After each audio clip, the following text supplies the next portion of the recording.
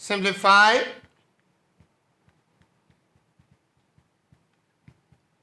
Three root 7 raised to the power of 5.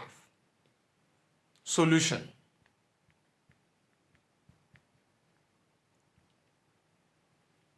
Now we have 3 root 7 raised to the power of 5. Then it means that we can express this as 3 root 7 times what? 3 root 7 times 3 root 7 times 3 root 7 times 3 root 7. 1, 2, 3, 4, 5.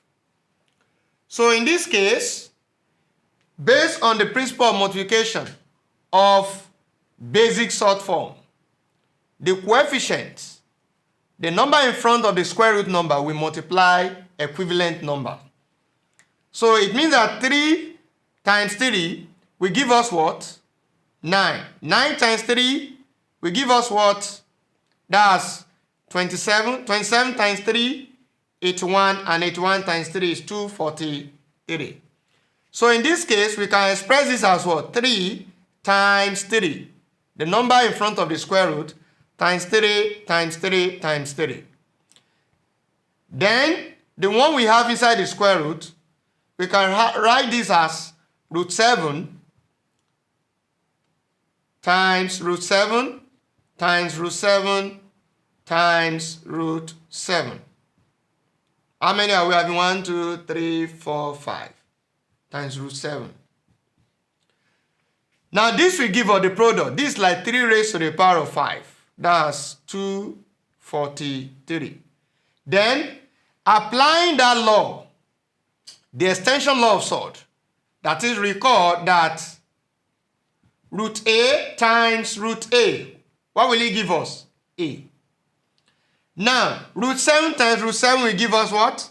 7. That's for the first two.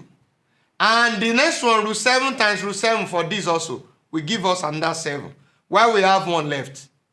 So that will be times root 7. And this will give us 243 times what? We now have 243 times, what is 7 times 7? That is 49. 49. Then times root 7. 243 times 9 will give us 11,000. That should be 11,907. Then we have root 7. That is the solution to the problem. Thank you.